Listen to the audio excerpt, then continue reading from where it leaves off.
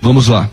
Sobre a ideia do dízimo. A graça de Deus alcança o não dizimista. A graça de Deus, ela alcança qualquer pecador. A graça de Deus, ela não é limitada, ela é ilimitada. A graça de Deus, ela vem a todos os homens. Ponto. Se a salvação fosse por dízimo, a salvação então não seria graça. Pela graça sois salvos mediante a fé. Isso não vem de vós, é dom de Deus. Então dizer que para ser salvo eu tenho que dar o dízimo, essa salvação seria por mérito. Mas existe também uma ideia de que todo salvo, ele tem o coração voluntário a ofertar.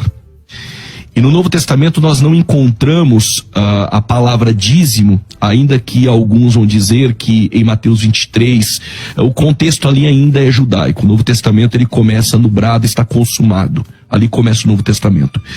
Quando morre o testador, isso está em Hebreus.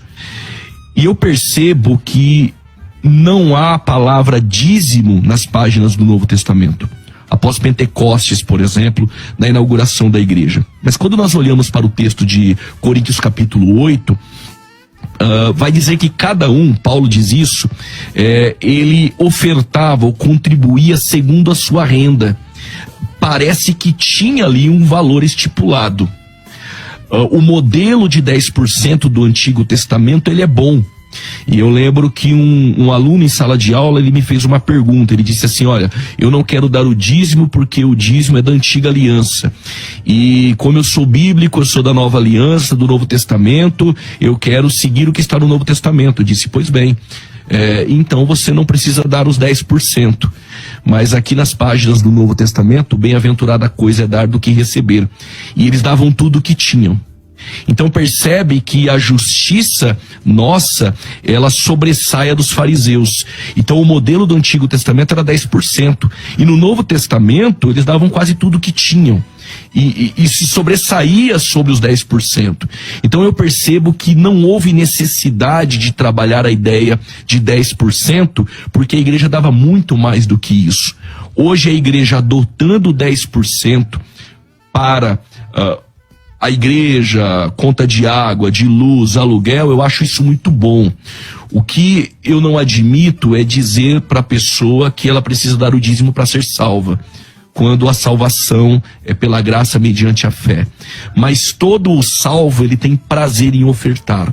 E quando eu digo prazer em ofertar, cada um contribua segundo Deus propôs o seu coração, com alegria. E na verdade, aquele que é salvo pela graça, o coração dele é voluntário e não avarento. E ele vai dar muito mais do que 10%.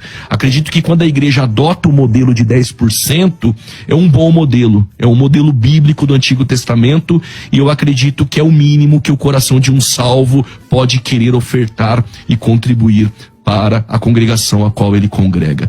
Mas que as pessoas façam isso com alegria, com amor e com o coração voluntário. Porque você dar o dízimo com medo de alguns demônios que vão invadir a sua casa, e aí nomearam demônios, migrador, cortador, e se você não der o dízimo, os seus filhos vão ficar doentes, e aí o dinheiro que era do dízimo, agora você vai ter que gastar com remédio. Essa ameaça para que a pessoa dê o dízimo, eu acho muito mais prejudicial do que não der o dízimo. Então, o coração seja voluntário, mas eu percebo nas páginas do Novo Testamento que era muito mais do que 10%, porque o salvo, alcançado pela graça, ele contribui muito mais do que aquilo que foi estipulado pelas páginas do período veterotestamentário.